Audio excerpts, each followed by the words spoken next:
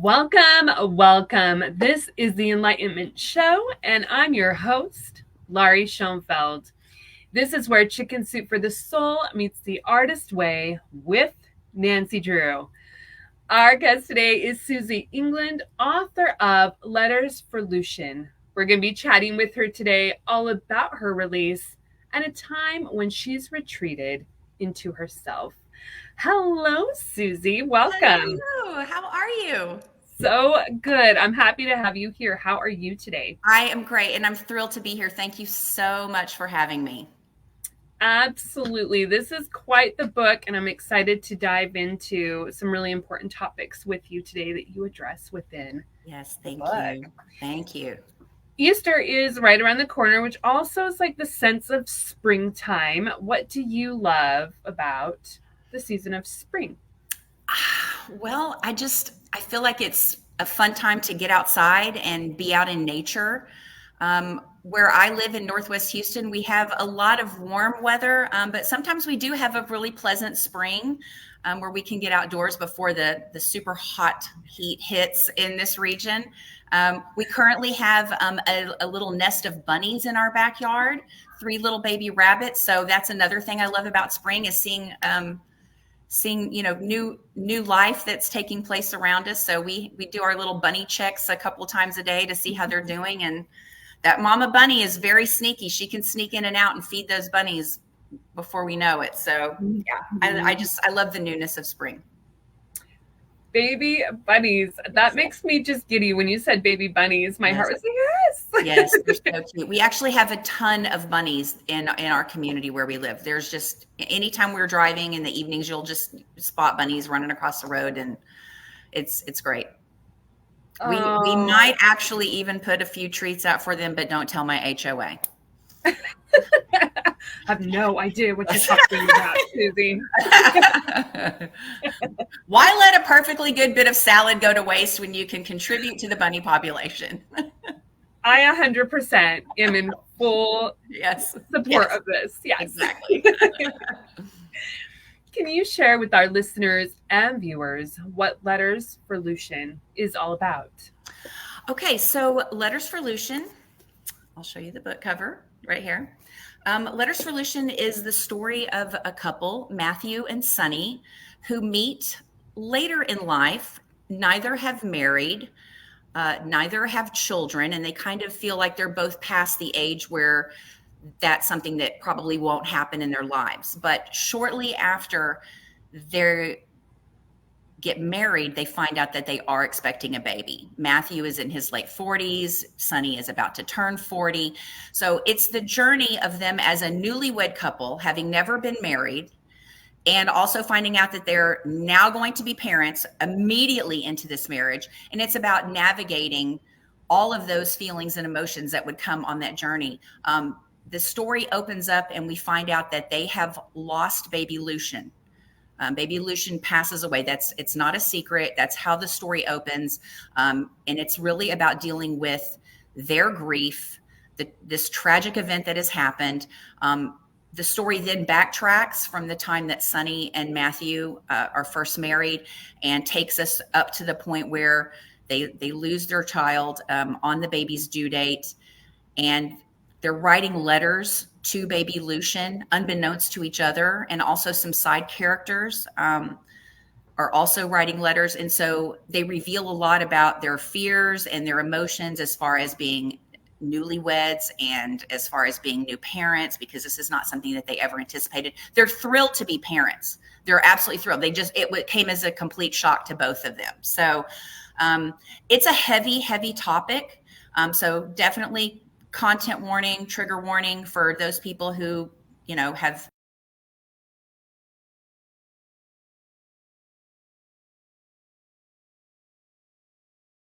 I would encourage readers to keep that in mind. Yes. Could you ugly cry? Yes. Could you feel filled with hope at the end? Yes, you could. So, yeah. You do bring in, I like how you wove back and forth of bringing in the grief that they're going through, but also seeing those layers of the different stages that they've been in as well, which I'd love to dive into as Matthew and Sunny which are the married couple, are both going through grief in a completely different way. Can you Yes. talk about that?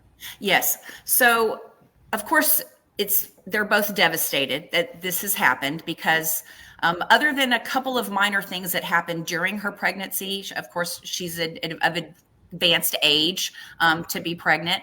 A couple of little things happen in her pregnancy journey, nothing that they couldn't handle. So the fact that they lose their child, completely unexpected, everything was going great. So this was just a complete shock to them. Matthew's instinct is to immediately just cling to Sunny.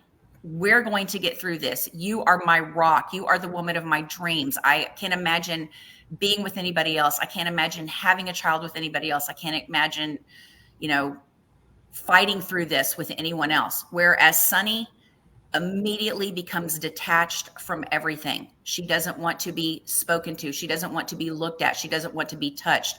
So she completely retreats into herself. Her father is a character in the story, and he's trying his best to help try to pull her out of this grief. And they just get to a point where Matthew gets to a point where he doesn't really know what to do. So he decides to seek the help of a mental health professional who has a lot of great insights for Matthew and just kind of reiterates, Matthew, this is your journey to healing. We can't do it for Sunny. Sunny will have to come to this in her own way, but I can give you some things, to help you cope and make you the strongest person that you can be. There's a line in the book where at the beginning where Matthew tells his closest friend Leo, like, I feel like, the lights have been turned out on my life essentially. And Leo tells Matthew, the lights may be out, but you're going to get a flashlight and you're going to be able to figure out a way through this. And you're going to be able to help Sunny. And Matthew said, I don't think there's going to be a flashlight for me. He just couldn't see it at that moment.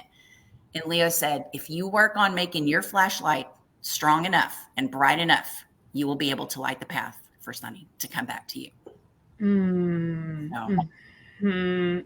I love the flashlight metaphor so much because that's such a relatable conversation with grief, that we all go through a sense of grief, but I feel like we often forget, in those moments where things feel fine for a while. And then when grief hits, we often forget of not everyone is going to experience grief in the same way, but we want so much to have people understand us, but yet they're trying to figure it out right on their own terms and in their own way. Yes.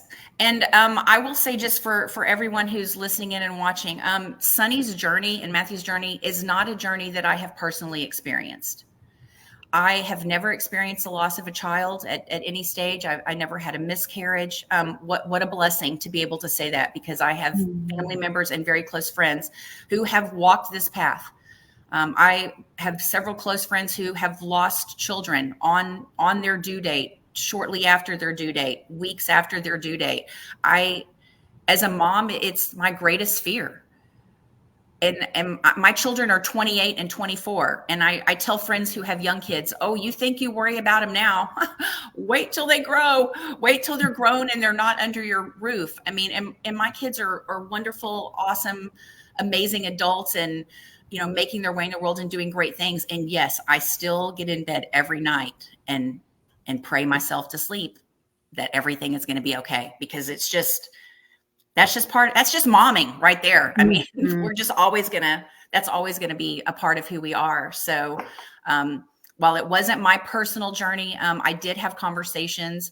I had a sensitivity reader who read this, who had gone through just basically identical story that Sunny and Matthew did. And, I didn't submit it to my publisher until I got the okay and I got the green light from my sensitivity reader, because, it's not own voices for me.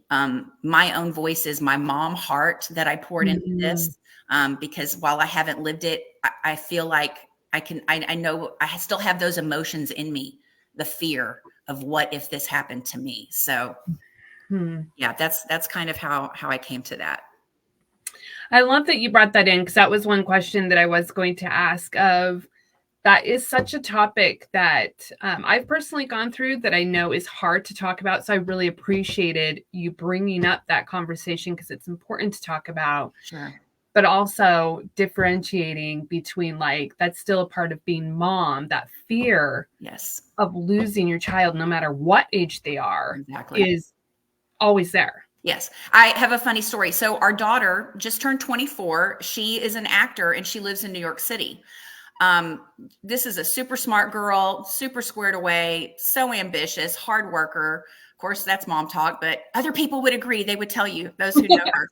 She called me last night about 11 o'clock. She was on her way home from a friend's and getting off the subway. I could hear that she was near the subway, because that sound is very distinguishable even over the phone. And we were talking, all of a sudden her phone she just cut off. So, it's 11 o'clock here, which means it's midnight there. So I try to call her back. It rolls straight to voicemail. I try to text her back, nothing. Now she's lived there for a year and a half. She is a grown woman. She is very savvy in the ways of the world, but still instantly that fear. Just, oh my goodness. So of course I texted her and said, I am really hoping that your cell phone just died. Because I am worried. And, of course, a few minutes later, she was able to make it home, plug in her phone, and she texted me and she said, my phone died. I'm going to let it charge and I'll call you back in like 10 minutes. It never leaves. It never leaves. Mm-mm. Yeah. I mean, yeah, it's crazy. You were sharing that, Suzy, and even without you going to the end part, my heart was already racing because it's just, again, that natural instinct of like, what happened? Where is she? Like all those thoughts, Yes, because she and I talk every day. Whether she, and usually in the evening, if she's coming home from work or whatever, she'll just call me, let me know how her day goes, and so that's just a thing. And then all of a sudden, to be mid conversation, like she's in the middle of a sentence and it's gone. Of course, my crazy mom and / author mind creating all kinds of stories, which I don't write horror, but in that moment, which is terrible. I shouldn't be that way, but I don't know. Maybe it's the Virgo in me. I sometimes just assume the craziest, most terrible things happen. I don't know, but I'll tell you what, when I got that text message from her a few minutes later, relief that washed over me, which I knew in the back of my mind. I was even telling myself, she's fine. She's fine. Her phone probably just died. She's kind of notorious for not keeping her phone supercharged all the time and letting it get down to where it's very close to running out of battery, just because they're busy and on the go all the time. Kids are. But yeah, for a hot minute, I was creating bad things in my head. I'm going to try to be better about that. I'm high-fiving you just in validation. My Gemini mama heart sees your Virgo. Yes, like, absolutely. Yeah. But I feel like it's just a layer of all mother hearts, and it's that protective, most outermost layer that's just, it's there regardless of your zodiac sign. It's just there. If you're a mom, that is in your DNA now. It's like, have you, Suzy, ever experienced, so with being a mom, even if the night is quiet and things are calm, you're so used to maybe, when your kids are younger and they're getting up all the time or needing stuff. Do you still find yourself, even if the nights are quiet, kind of searching out that noise or making sure things are okay around the house or checking in at all? Yeah, not as much as I used to. When my kids were small, my husband traveled a lot. He traveled internationally, so he would be gone for, kind of long stretches of time. So, I was the one on duty, right? So I was I was patrolling, right along with our dog, just to make sure. I've gotten a little bit better about it as, because like I said, my kids are 28 and 24. So they've been out of the nest for a while. But I sure love getting check-in texts from them, just so that I know. Our son actually works in law enforcement here in Houston. And on the nights when it's his night off, I sleep so well, Lori, when I know it's his night off, because I know everything's going to be fine. He's at home. He's not out on Houston streets, and that makes me feel good. Mm-hmm. How did the letters heal your characters? Oh gosh, that's a great question. That's not one that you know what, I wanted to try to give as much backstory as I could to the journey of Matthew and Sunny as a couple, um, and tried to do that through the letters without writing backstory, so that I could set up and let everyone know how much love they have for each other. And I think the Matthew's love for Sunny and Sunny's love for Matthew, I think it really shines through in those letters, so that when they read each other's respective letters, even though they already knew it, to see it in that raw handwritten form, I really think that was the connection that they needed to make. Also, the letters from Sunny's dad and from Leo. I tried to bring in a little bit of levity with some of those things, especially Leo, with his letter, because, even though he touched on some very sweet sentiments, he talked about how they were funny in their birthing classes, and, just tried to bring a little bit of light to, a very, very dark subject. So, Mm-hmm. I have gotten a lot of feedback about the letters, especially Matthew's letter at the end, the I should be letter. That's what I call it. The I should be doing X, Y, and Z as your father, but you're not here for me to do these things. I've gotten a lot of feedback about that letter, and I'm really proud of that letter. I worked on that letter a long time. It took a long time to write. That was really me. That was really my mom heart, thinking about all the things that, gosh, I can't imagine missing out on all of these things. Mm-hmm. You could feel depth in that letter. Like, I got choked up with every line, because you really could feel that depth of those moments of missing out on something you wished or hoped for, Yes. but yet is now so far away that's no longer yours, but Yes. you wanted to have yours. Yes. Yeah. And that's just, that's part of grief. I haven't lost a child, but I lost my mother during COVID. My mother was diagnosed with Lewy body dementia, and she was in a memory care facility. And of course, when COVID happened, everything in the world shut down, and we were not allowed to go and see our loved ones in hospitals and in memory care facilities. I was allowed to see my mom a few days before she passed, and I'm very thankful for that. But ultimately, my mom died by herself in a memory care facility, and it was absolutely heartbreaking. I mean, truly heartbreaking. And my moments of grief, even though that happened in 2020, we're coming up on 4 years in this summer, the craziest things will just trigger a memory, and I can just be in a car driving to the grocery store, and a song on the radio or something will happen, and boom, that grief is there. And Mm-hmm. I think about all the things the plans that I had made for my mom, and me once I retired and my kids were grown, and trips that we wanted to take. And my mom wanted to go to New York and see Broadway shows, and just things that I had looked forward to. And we were robbed. My family was robbed. My mom was an amazing person, and she was such a talent in so many different areas. I tell everybody my mom was the OG Martha Stewart, because she could sew a quilt while she was baking a cake, while she was arranging a beautiful, flowers. And I mean, my mom could just do it all. And to have her just be a silent little shell of what she once was at the end, and not get to fulfill those dreams that we had later in life. A lot of that was on my mind as I was writing that letter as well. Mm-hmm.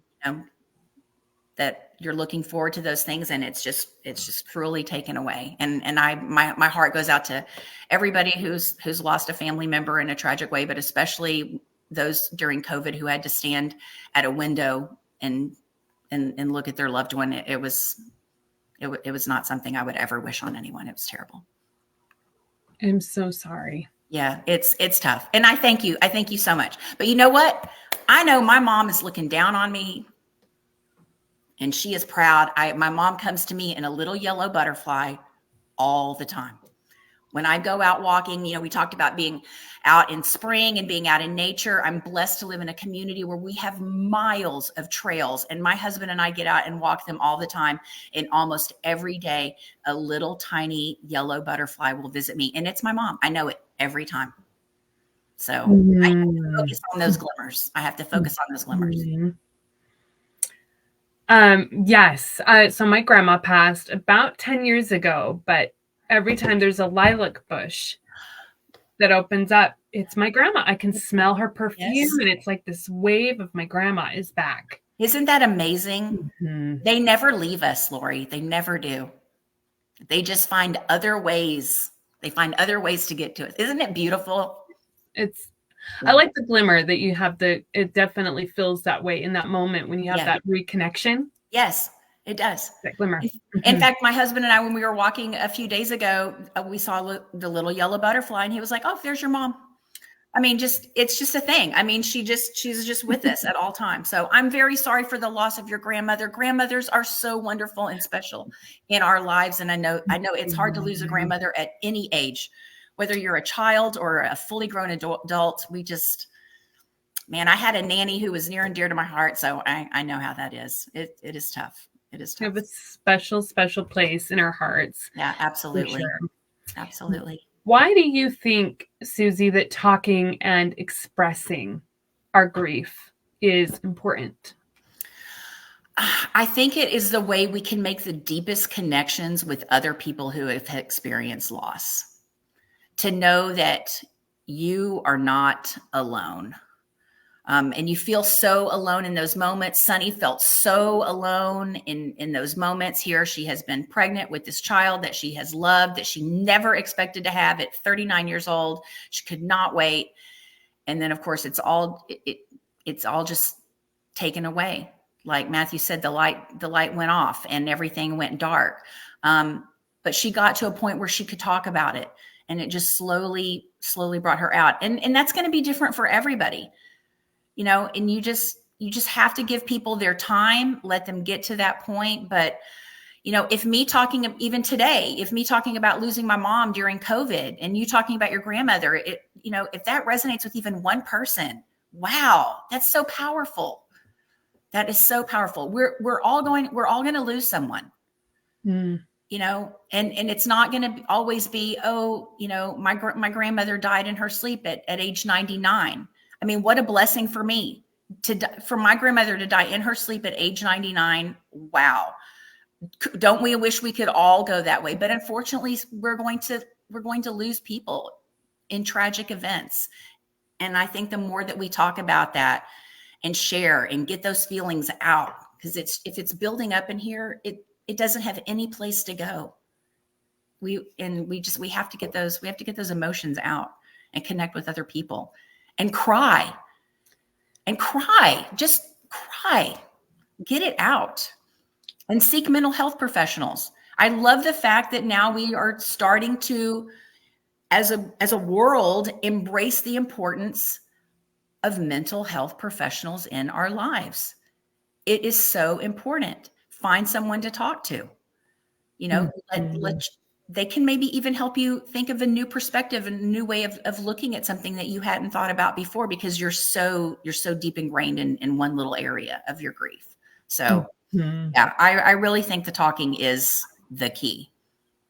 Thank you for expressing and talking about that, as grief is so universal. And it's important, again, to remember that we're all going through those layers. Even though we feel so alone, we're all walking through parts of that in some way. So thank you for talking about that. Of course. Where did you find a spot that was unexpected in your book that came up anyways? Goodness, that's a question. A spot that was unexpected. I don't know. So let me tell you a little bit about the backstory of this book. I guess the whole book was unexpected, if I'm gonna answer the question honestly. 20 years ago-ish, maybe less, maybe 18. I don't know. I'd have to go back and check the dates. I sat down one day and started writing a story out of nowhere. I've always been a writer. I've always loved it from the time I wrote a poem in first grade about a bubble all the way up through high school. I always enjoyed writing. And then I got married, became a mom. I was busy, but I always loved it. So I just sat down one day, started writing. A year later, I have like 250,000 word document of a story. Okay, so who's going to publish that? Nobody. Also, I didn't really know what I was doing. I was just writing to write things. And so my structures were wrong. I didn't do dialogue tags correctly. It was just a complete mess. But I knew that there was part of that story that I hoped would one day find its way to readers. And the second half of that document is this book today. And so that's probably honestly the most surprising thing, is that I was able to write something many thousands of words many years ago, dust it off back a few years ago, and sit down and say, hey, could I really make this thing that I wrote when I really didn't know what I was doing into a book that a publisher would want? And lo and behold, there it is. So yes, this whole book not even supposed to be here. It's just supposed to be hiding on my laptop in an old file. But apparently not, which is why it's so magical how that just shows up and creates itself at certain times. It really does. And, of course, publishing is a slow game for most.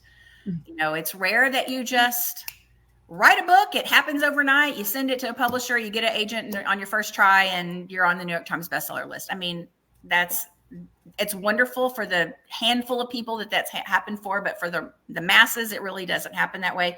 So when I sent this to my publisher and then just heard back in like 2 or 3 days that they wanted it, I was like, what is even happening right now? Because that is just not usually how things work. So that was a little bit more magic that was happening that I didn't expect at all with this book. So, but I've had really great response from the readers who have read this book. I know it is a heavy subject. It's not a casual, fun beach read at all. I think it does have some fun beach ready parts in it, as far as kind of their romance that they have and the love that they have for each other. But I've just been thrilled with the response that I have received, because you just never know.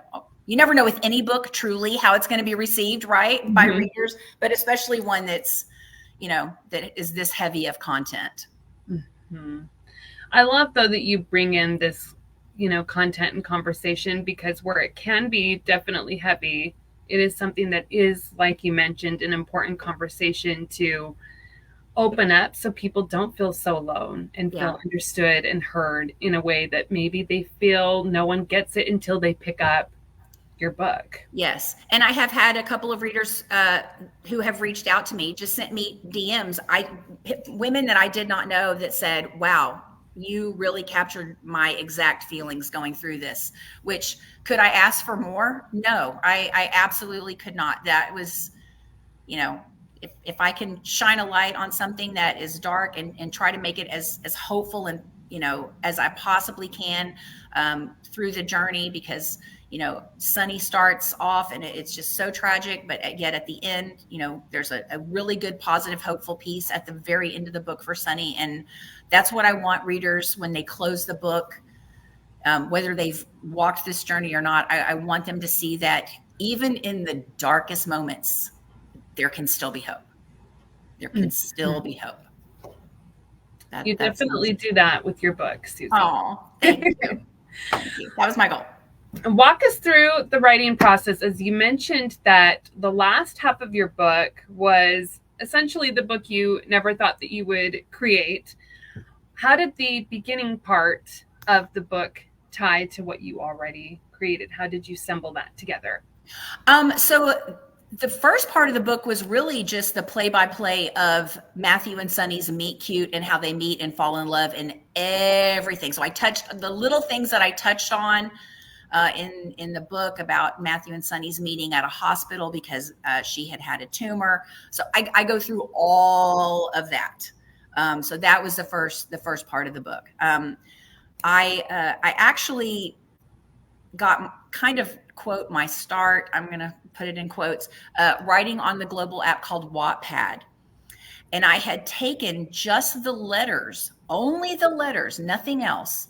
And I told a story with just the letters, just complete epistolary form. And I put it on Wattpad, and I got so many messages from readers. They were like, oh my gosh, we love this. We love this. And that's when I started thinking, you know what, maybe I can make this into something else. And that's when I sat down, pulled out the old file, found a spot where I thought I could, cut the book in two.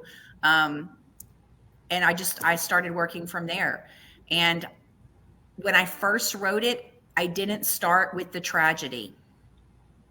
I started with their marriage and then went forward, and then had the tragic event happen.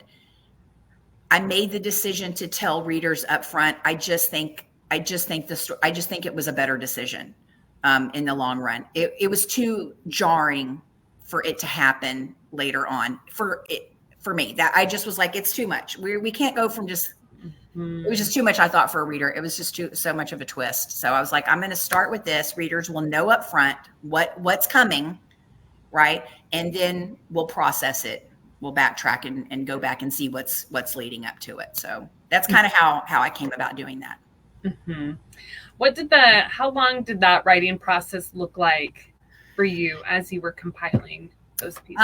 So I am that kind of wacko who likes to work on several things at once, which I wish I wasn't that way, but I am.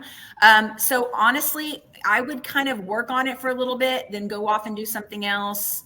I had a couple of other books come out before this one did. So I was working on multiple things, but honestly, it probably 5 or 6 years, but that wasn't like solely working on it. Like I had so many other things going on. And then there would be months at a time where I would have to take a break, and I wasn't working on anything for a few months, but just, dabbling here and there over the course of several years is when I really, really got it. Probably 4 years. I think 4 years is probably better timeline. Yeah.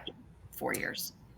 Did you notice with yourself, Suzy, when specifically writing this book with the topic of grief, that those pauses were kind of your way of releasing and kind of letting go to process your own feelings, or what did that look like for you? I'm going to say probably not, just because at the time when I really first started working on it was before my mom passed. So I wasn't really experiencing like a super traumatic event at that time. So I don't know, but maybe later on subconsciously, I mean, of course that I would totally think that could be, connected with those, because it's such a serious topic. So yeah, but I'm just kind of one of those, as far as my writing process, I have to just strike when the mood is, when is there. And so I can sit down and like, I cranked out like 8,000 words on a project this last week, but then I might not touch it again for a while.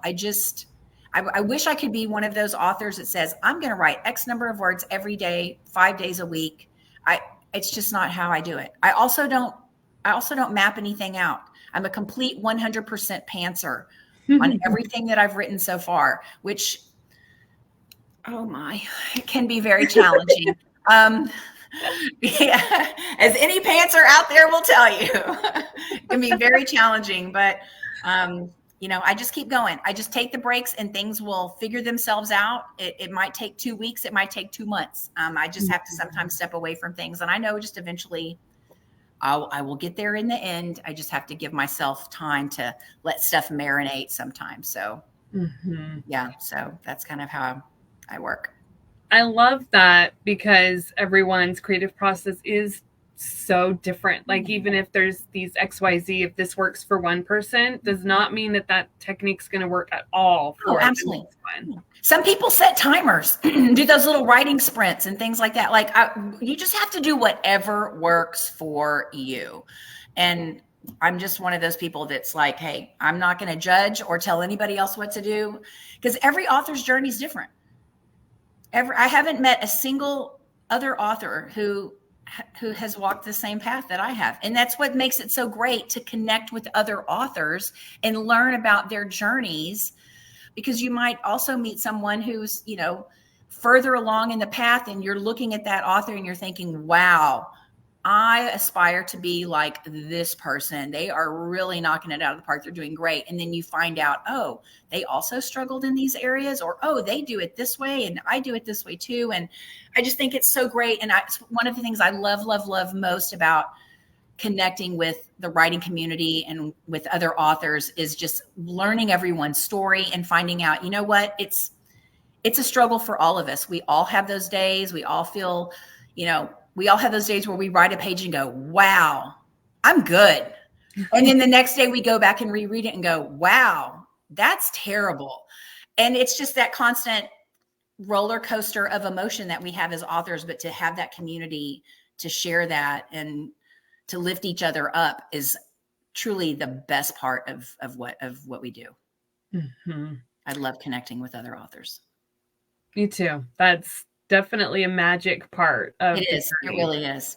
And it's hard. You know, I wrote it by myself for so long and really didn't have a community and really didn't know a lot of other authors. And then all of a sudden it just, you know, I've made all these friends and everybody's so supportive and we all take care of each other. And it has made a huge difference for me and my mental health, knowing, hey, I'm not the only person that's trying to get this. I have people that are supporting me, that are cheering me, that are checking in with me.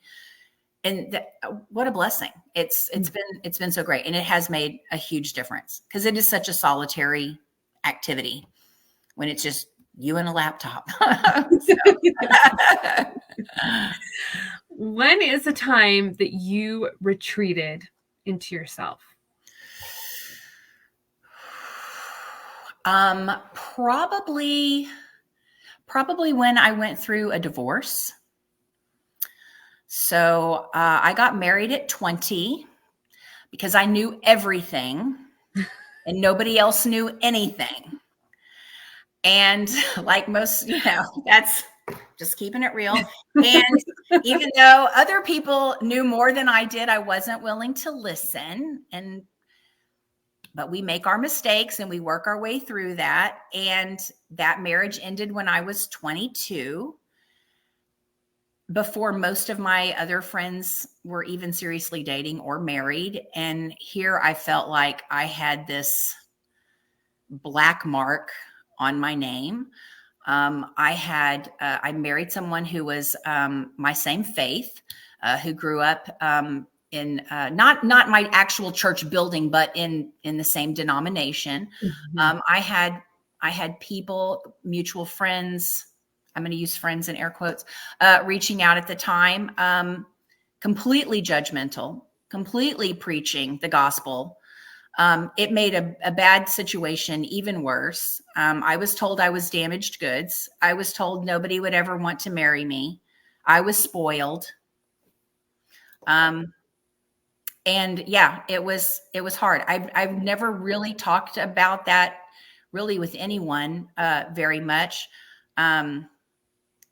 You know, that was back in the late 80s, early 90s. People didn't really, you know, I'm of the generation Gen X. We just take our lumps and we keep going. That's kind of how we always have done. We didn't really share a lot back then. I've gotten a lot better about it now, as I've grown and matured and experienced life and realized, hey, it's okay to talk about these things. But it hit really hard. It really hit really hard to see the division of our friends, and you know, a lot of people sided with him, and it was tough. Mm-hmm. Because I was the one that initiated the divorce when he was trying to work it out. So, but I'm glad I got out when I did.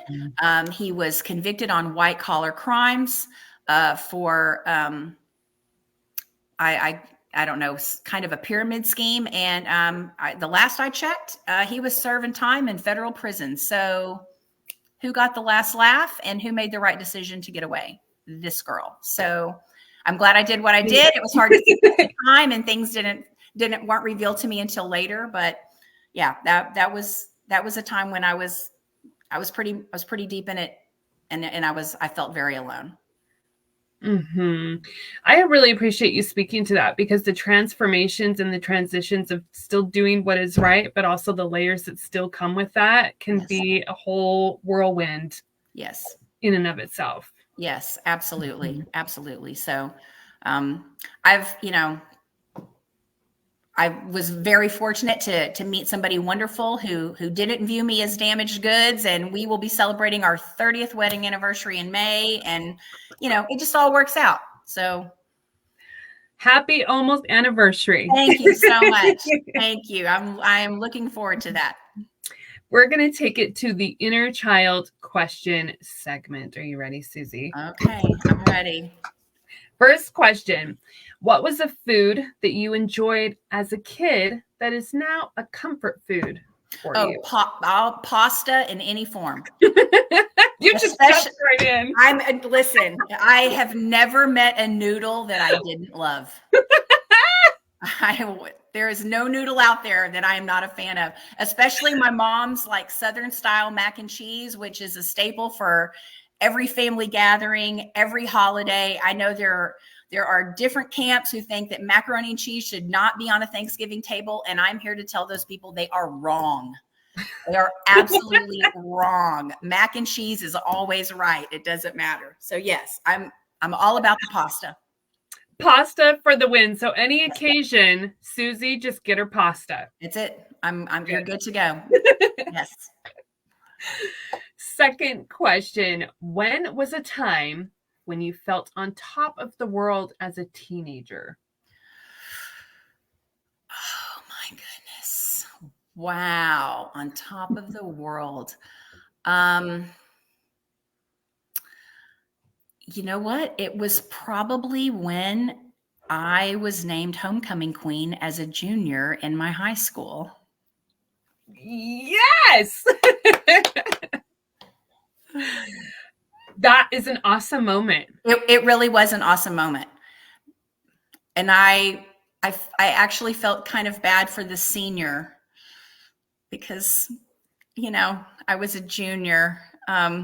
The way that our school did it back then is that you had like a duchess and duke from the freshman class and the sophomore class and the junior class and the senior class. And then you voted on any of those. So it could have been a freshman, a sophomore, a junior, or senior. Yeah, I think the rule was changed after that to just a senior.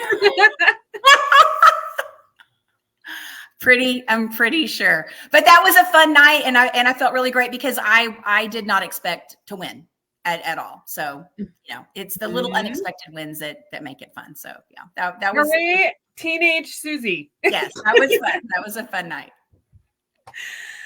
Third question. What is the oddest food combo that you've liked and tried, or you've just tried? Oddest food combo. Gosh, nothing is coming to me right off the bat.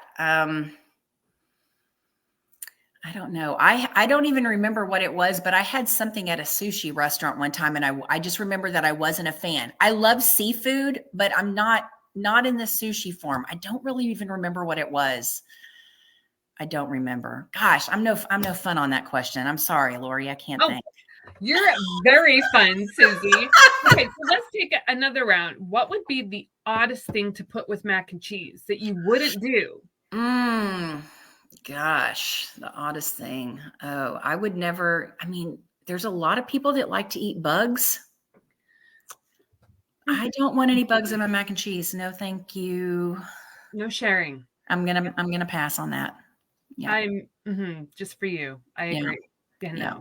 I don't want to. Yeah. If I don't have a really strong stomach. So even if I see things on TV of people that are eating kind of what I consider gross things, I can't watch it. I have to turn my head or turn the channel. So Yeah, I'm not one for super exotic foods. So, yeah. I I will try it once, but I'm normally not either because I can smell things. Like if it Yes. looks gross Yeah, and the you start smell also smelling has, stuff, and yeah. it's like Yeah, no, I'm I done. agree. I agree. I'll just take my plain mac and cheese. Thank you. Before we end today, Suzy, can you share with our listeners and viewers what living a creatively abundant life means to you? Um, I think that I say just lean into your weird. I was born and raised in Austin, Texas. And if you've ever been there, you know that the little catchphrase is keep Austin weird.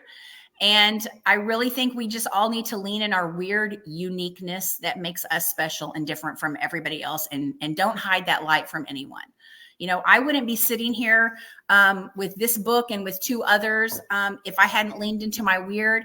I found a fan fiction community back many years ago and wrote fan fiction and posted it on the internet with a lot of other weirdos who were writing fan fiction and posted it on the internet. And I am a proud fan fiction weirdo, and I leaned into that.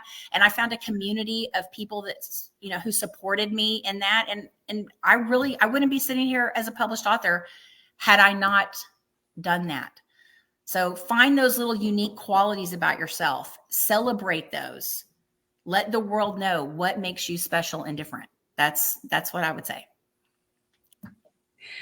Where can our listeners and viewers find you if they have any questions for you after the show or would like to pick up your book? Okay. You can always check out my website, which is suzyengland.com. But I spend most of my time over on Instagram. That's my favorite platform. And you can find me there at Suzy England Writes. Perfect. And we will put that in the links and comment section below for easy access. Awesome. Thank you so much for being here with us today, Suzy. This is so great. You are so wonderful at this, Lori, and you are just an absolute delight and a breath of fresh air. And this has been such a lovely way to spend my afternoon. Thank you. Right back at you, Suzy. And thank you for those who've joined us live and will join on the replay. Remember, as you go about the rest of your week, to find the things that are working for you. You are the creator of your own story. What steps will you take next? Thank you, everyone. Thank you so much, Suzy. Have a beautiful week. Bye-bye.